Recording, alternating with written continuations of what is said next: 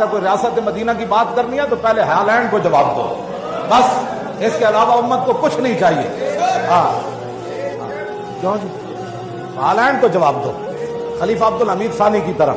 کیوں جی؟ فرانس نے حضور کے بارے میں ڈرامہ بنایا تھا، اس وقت سلطنت عثمانیہ بالکل ایسے ڈگمگا رہی تھی، ایسے 1926 کے اندر ایسے ڈگمگا رہی تھی، آخری ایام تھے ان کے، بالکل ختم ہو رہی تھی سلطنت عثمانیہ۔